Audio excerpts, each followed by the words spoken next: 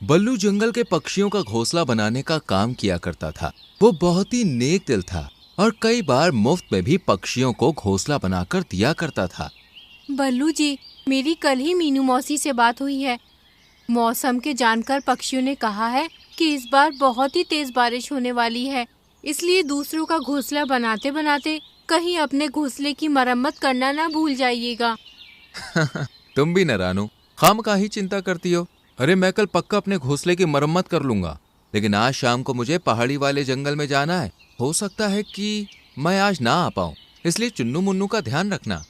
बल्लू काम से पहाड़ी वाले जंगल की तरफ निकल जाता है। शाम होते ही तेज हवाएं चलनी शुरू हो जाती हैं और जोरदार बिजली की गड़गड़ाहट के साथ बारिश होना शुरू हो जाती है। माँ, माँ, ये कैसी आवाज थी और आसमान में वो झालर जैसी क्या चमकी? अरे मेरे बच्चे, वो झालर नहीं थी, वो बिजली थी।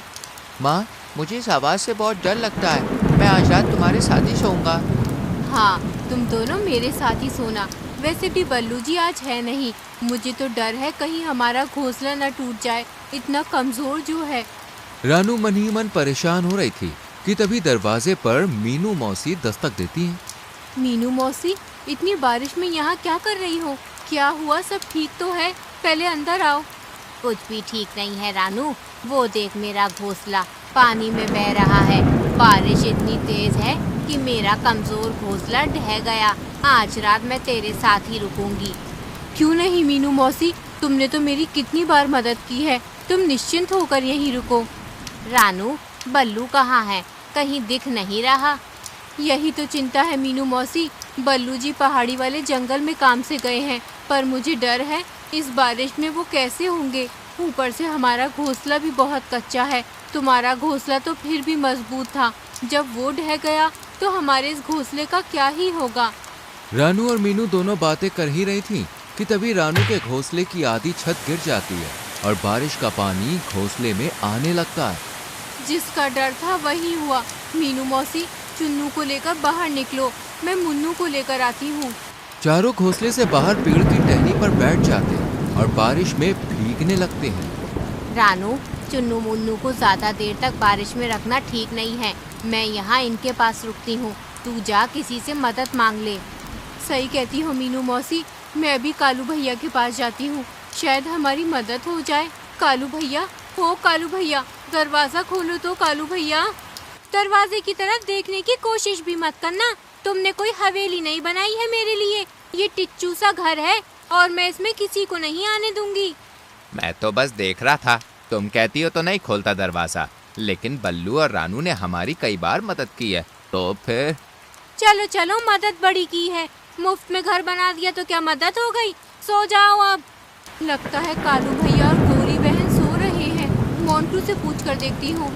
मोंटू, दरवाजा खोलो, मेरे बच्चे बारिश में भीग रहे हैं, हम मुसीबत में हैं, मदद करो। मोंटू दरवाजा न खोलकर खिड़की से बात करता है और रानू उसे पूरी बात बताती है। क्या है ना रानू, मेरा घोंसला बहुत कमजोर है, ये ज्यादा लोगों का वजन नहीं झेल पाएगा, इसलिए मैं तुम्हारी मदद नहीं कर पाऊंगा, माफ करना।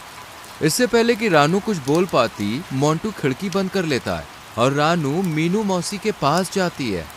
सब मतलबी हैं। तूने और बल्लू ने कितनी बार इनकी मदद की।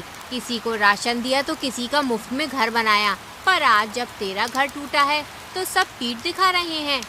अगर मैं अकेली होती तो कोई चिंता नहीं थी, पर चुन्नू मुन्नू के लिए मन घबरा रहा है मौसी। ऊपर से बल्लू जी भी तो नहीं आए हैं, क्या करूं, कुछ समझ नहीं आ रहा। चिंता मत कर रानू, हमने कभी किसी का बुरा नहीं किया। भगवान भी हमारे साथ बुरा नहीं करेगा। आ, हम दोनों अपने पंखों में चुन्नू मुन्नू को छुपा लेते हैं। आधी रात हो जाती है लेकिन बारिश थमने का नाम ही नहीं लेती। माँ, बहुत ठंड लग रही है।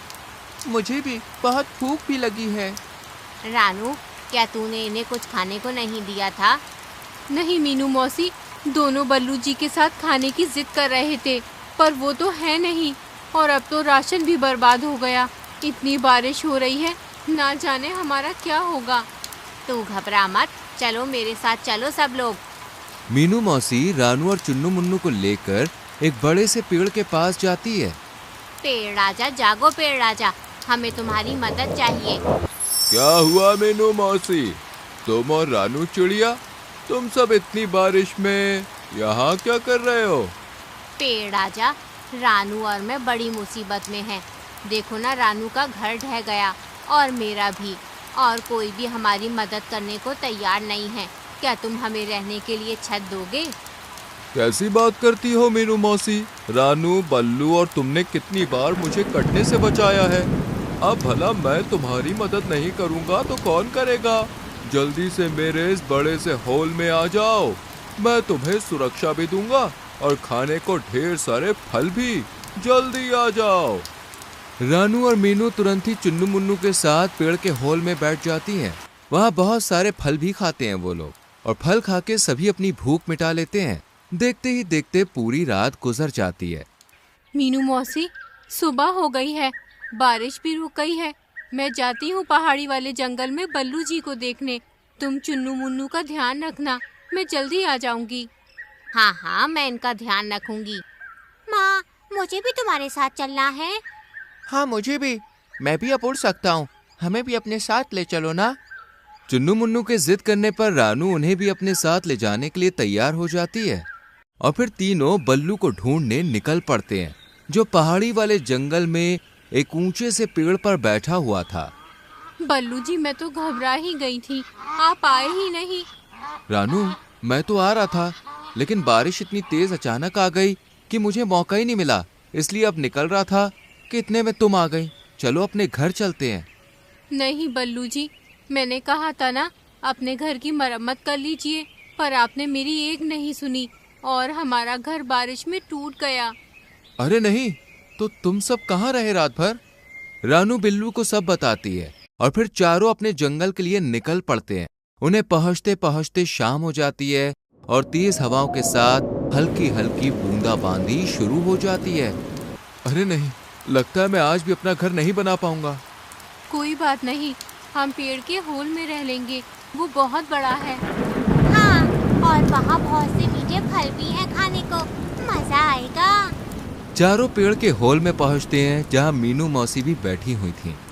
मैं तो डर ही गई थी कि कैसे होंगे तुम सब, पर अब जान में जान आई। तुम लोग ठीक हो? चलो ये फल खा लो, पेड़ ने दिए हैं, बहुत स्वादिष्ट है। देखते ही देखते बारिश शुरू हो जाती है। रानू और बाकी सब सो जाते हैं, पर तभी किसी के चिल्लाने की आवाज आती है। बचाओ, कोई तो बचाओ, मेरा राशन, मेरा घर, कोई तो मदद करो रे। अरे भगवान, गौरी गौरी, मेरा हाथ पकड़ो। मीनू मौसी, ये आवाज कैसी? लगता है जैसे गोरी और कालू की है, शायद कुछ हुआ है। चलो चलकर देखते हैं।